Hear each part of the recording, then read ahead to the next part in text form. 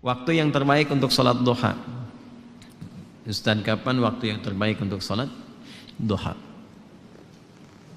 Sholat duha itu pertama waktunya dulu. Waktunya dimulai sejak waktu syuruk. Syuruk itu awal duha. Ingat ya? Perjalanan matahari yang bergerak dari mulai terbit, fajar terbit, sampai berada di posisi tempat terbitnya, sampai nanti bergeser lagi, sekira bayangan itu 1 tombak kurang lebih. Kalau kita nanam tombak, ya sampai kokoh ada matahari, bayangannya sudah 1 tombak gitu ya, sama dengan itu gitu. Nah, kan nanti bisa jadi memanjang, bisa jadi mengecil kan. Nah itu waktunya syuruk namanya. Pergerakan matahari disebut isyraq. Berada di porosnya disebut masyrik namanya. Bayangan yang 1 tombak ini itu sudah masuk waktu syuruk. Syuruk itu awal duha. Jelas? Awal duha. Di awal duha ini ada kemuliaan. Hadisnya sahih. Sahih sekali. Di At-Tirmidzi hadisnya. Qala Rasulullah sallallahu alaihi wasallam, Rasulullah SAW bersabda, atau kama qala, man shallal ghadata fil jama'ati. Di redaksi lain fil masjid. Siapa yang menunaikan salat subuh dengan berjamaah. Di hadis lain di masjid. Jadi ada 2 diksi di sini, 2 redaksi. 1 ditunaikan berjamaah, yang kedua di masjid. Saya mengambil jalan tengahnya saja. Yang prioritas itu yang dimaksud masjid. Salat di masjid. Tapi kalau ada uzur tidak memungkinkan ke masjid. Nah ini. Biasanya sih uzur yang dimaknai di sini ada yang lekat dengan perempuan yang tidak memungkinkan ke masjid karena alasan-alasan yang ditoleransi oleh syariat. Dan itu nanti banyak riwayat menyebutkan statusnya sama dengan salat yang ditunaikan laki-laki di masjid. Jadi ibu jangan berkecil hati. Karena memang hati sudah kecil gitu. Kalau besar kan repot tuh, nggak bisa ketampung. Jadi kalau misalnya suami laki-laki ke masjid dan perempuan tidak memungkinkan karena alasan yang ma'dzur syar'an, ya, ditoleransi oleh syariat, itu tunaikan di rumah. Dan nilainya sama dengan laki-laki yang ke masjid. Nah, kalau ingin dapat awal duhanya syuruknya, maka tunaikan berjamaah di rumahnya. Ya. Misal dengan asisten rumah tangga atau ada anak yang enggak ke masjid, misalnya yang perempuan, sama-sama lakukan di rumah. Nanti ada 3 keadaan perempuan yang tidak memungkinkan untuk ke masjid boleh di rumah. Nah, baik. Sebelum 3 keadaan itu saya sebutkan, saya balik dulu supaya tidak terlampau melompat. Man shalal ghadata fil jama'ati aw fil masjid. Siapa yang menunaikan salat subuh berjamaah atau di masjid, kemudian thumma yaq'udu yadhkurullaha. Lalu dia tidak langsung beranjak, berzikir dulu. Duduk zikir. Saya telah terangkan di satu kesempatan di malam tadi kan, zikir itu banyak, bisa berdoa, bisa kalimat thayyibah, bisa baca Al-Quran, bisa taklim, itu bagian dari zikir. Taklim, kalau ada muhadarah, orang Arab bilangnya muhadarah, kalau kita taklim. Itu paling singkat, paling gampang, dapat sholat syuruk tuh paling enak tuh itu. Kalau Sabtu Ahad kan ada kajian subuh kan, enak kan tuh duduk. Nah itu kajian itu termasuk dari zikir yang mengingatkan kita dengan Allah.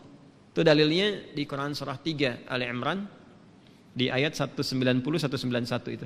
Inna fi khalqis samawati wal ardi wa ikhtilafil laili wan nahari la ayatin liulil albab. Siapa ulul albab itu? Alladzina yadhkurunallaha qiyaman wa qu'udan wa 'ala junubihim wa yatafakkaruna fi khalqis samawati wal ardi. Nah, tafakkur itu masuk dalam kajian, konteks kajian. Ah itu sedang berzikir kepada Allah Subhanahu wa taala. Karena itu di hadis Muslim komen Nabi terhadap orang yang sedang ngaji itu tinggi, menyampaikan 4 kemuliaan. Ya, majtama'a qaumun fi baitin min buyutillahi. Enggak pernah ada orang kumpul di salah satu rumah Allah. Kemudian kumpulnya itu spesifik. Yatluna kitaballahi wa yatadarasunahu fima bainahum. Mereka ngaji di situ. Ngaji, mempelajari ayat, mendiskusikannya. Illa kecuali orang-orang itu sedang disebutkan oleh Nabi mendapatkan 4 kemuliaan. Ghasyiyatuhum rahmah, dinaungi oleh rahmat Allah Subhanahu wa taala, nazalat alaihimus sakinah, diberikan sakinah, ketentraman pada jiwa, ya, kemudian wa haffathumul malaikah, dinaungi oleh malaikat, malaikat banyak berkumpul. Kemudian wa dzakarahumullahu fiman indah. Nah, ini dia kalimatnya. Wa dzakarahumullahu fiman indah, disanjung-sanjung oleh Allah orang-orang ini, ya kan? Sanjung-sanjung oleh Allah di sekitaran makhluk yang ada di dekat arsy. disebut-sebut namanya. Ya, itu hambaku fulan. Fitnah disebut-sebut tuh. Fitnah nih. Masya Allah, datang jauh-jauh dari Jakarta. Sebutin tuh sampai selesai. Ya, Masya Allah. Itu disanjung tuh. Makanya Nabi itu mensupport kita untuk menghidupkan halaqah zikir. Nah, zikir itu salah satunya ada yang memahami dengan ilmu. Majelis ilmu, majelis ilmi. Nah, dalilnya dari mana? Yang Al-Mujadalah itu ayat 11. Ya. Ya ayyuhalladzina amanu idza qila lakum tafassahu fil majalisi fafsahu yafsahillahu lakum wa idza qila anshuzu syuzu yarfa'illahu alladzina amanu minkum walladzina utul ilma darajat. Paham ya? Nah, itu gambarannya. Nah, kemudian dia nggak langsung beranjak. Jadi setelah sholat 2 rakaat subuh, ya kan? Nggak langsung pulang, duduk dulu. Ada yang ngaji, ada yang ikut taklim, ada yang tilawah, ada yang ulang hafalan. Nah, sampai tiba bidayatul duha, awal duha. Awal duha itu disebut dengan syuruk itu. Ya, hatta bidayatul duha, sampai tiba awal duha. Ya, fa yusalli raka'ataini. Kemudian dia salat 2 rakaat di awal duha itu. Fakana alaihi ka ajri hajjin wa umratin. Maka dia mendapatkan pahala yang senilai dengan haji dan umrah. Sempurna. Jangan dipahami sudah haji dan umrah, bukan. Dipahaminya pahala yang senilai itu. Ya, tapi belum tentu dapat kemuliaan sholat misalnya di Masjidil Haram, Masjid Nabawi, itu kan kemuliaan yang lainnya. Tapi pahalanya baik. Apa di antara pahalanya senilai haji dan umrah itu? Ya, berpeluang mendapati surga dan rahmat Allah Subhanahu wa taala. Berpeluang merubah perilaku jadi lebih baik. Kan birrun itu adalah perubahan dari sifat kurang baik menjadi baik. Ketika melekat pada pelakunya disebut mabrur. Makanya di situ disebutkan haji mabrur, haji yang merubah perilaku seseorang menjadi baik. Nah, di antara jalan kalau belum bisa mampu haji atau umrah, konsisten salat syuruk itu awal duha. Kalau orang terbiasa salat syuruk, manfaat utamanya ya itu bisa merubah perilakunya jadi lebih baik. Itu yang dimaksudkan. Jelas? Makanya didapatkan pahala senilai haji dan umrah. Dan itu mahal sekali. Ini awal duha. Pertengahan duha itu berlangsung, kalau sekarang tariklah waktunya 1 jam dari sholat subuh, ya 1 jam lah, kurang lebih 1 jam paling cepat. Jadi kalau subuh 4:30, awal duhanya itu awal syuruk jam berapa? 5:30, ya. Atau kalau mau garis aman kadang ada yang nambah 15 menit lagi, ada yang nambah 1,5 jam gitu ya, nggak ada masalah. Sampai matahari mulai naik sekitar jam 7:30, jam 8 lah, 7:30 sampai jam 8. Nah, itu sudah pertengahan duha. Kalau dikonversi ke jam sekarang, zuhurnya jam 12 kurang, ya sampai jam 10:30 lah pertengahan duha itu. Kalau lihat situasi sekarang ya, kadang-kadang panas kan, kadang-kadang agak mendung gitu. Sampai 10:30 itu pertengahan duha. Kalau awal duha, bilangannya 2 rakaat. Pertengahan duha bisa sampai 4. Bisa sampai 4. Umumnya.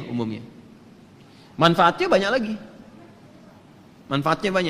Itu yang dimaksudkan pengganti zikir dari seluruh tubuh itu. Ya, tubuh kita kan sebetulnya harusnya berzikir, semua tubuh kita tuh. Dari pikiran, dari mata, telinga sampai ujung kaki. Zikirnya anggota tubuh itu dengan mengingat Allah, dengan cara menggunakan semua fungsi tubuh pada yang dikehendaki oleh Allah. Mata ini yang Allah inginkan apa? Melihat yang baik. Jadi zikirnya mata itu menatap yang baik-baik menurut Allah. Ketika menatap yang buruk, dia sedang keluar dari jalur zikir. Demikian cara memahaminya.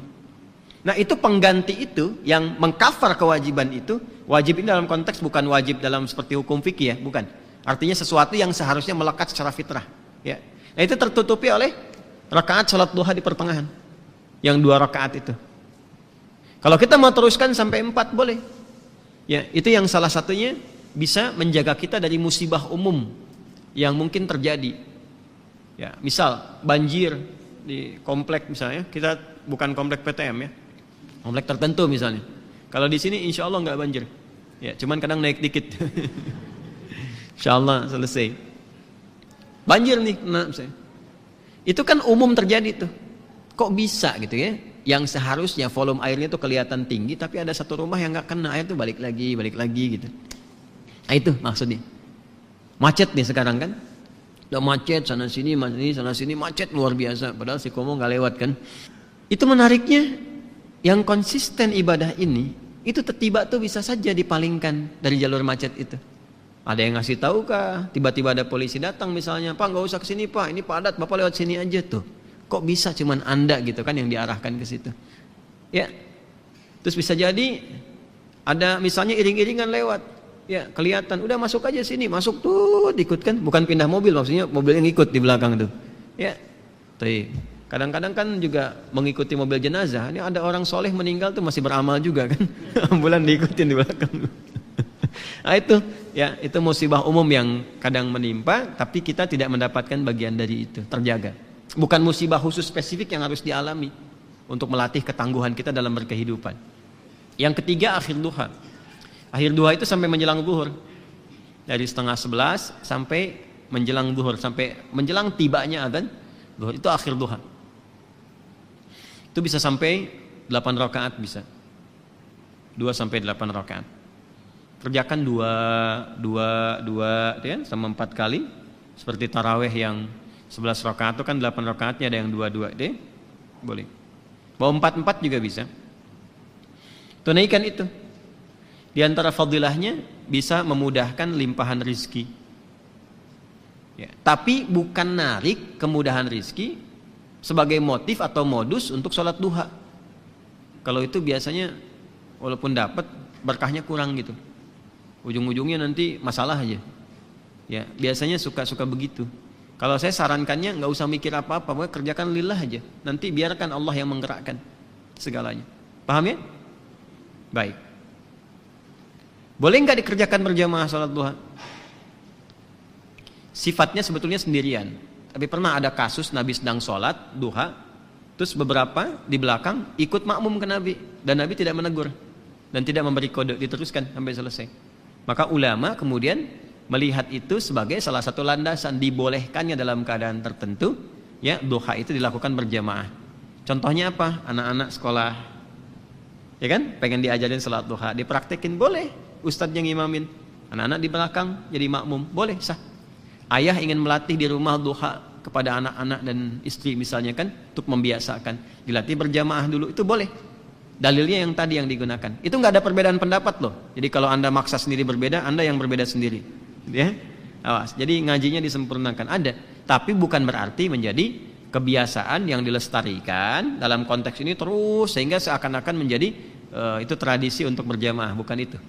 Ya, sama sebetulnya dengan sholat malam juga. Sifat sholat malam itu sifatnya sendirian sebetulnya.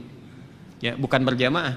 Tapi bukan berarti nggak boleh berjamaah. Ada dengan tujuan tertentu untuk berlatih atau mendapatkan kenikmatan bacaan. Kalau imamnya bagus, khusyuk baik gitu, kita berlatih untuk mendapatkan itu. Ya, dalilnya banyak.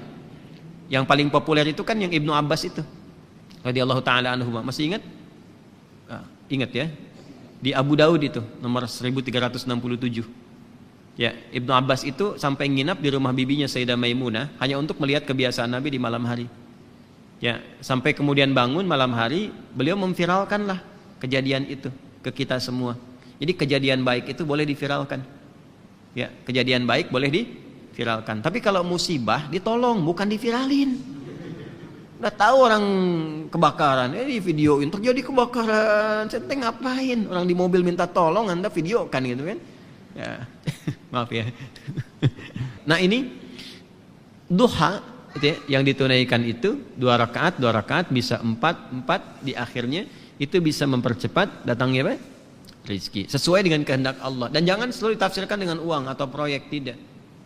Kesehatan itu rizki. Yang kalau sakit mungkin biayanya cukup tinggi. Ketenangan itu rizki. Yang kalau gelisah keberlangsungan bisa ke psikiater atau psikolog yang biayanya juga mahal juga. Makanya tenang itu mahal, Bu. Pak ya, tenang itu mahal. Dan itu solusi sekali, solusi. Kecuali kalau ada maksiat tenang, nah itu bermasalah.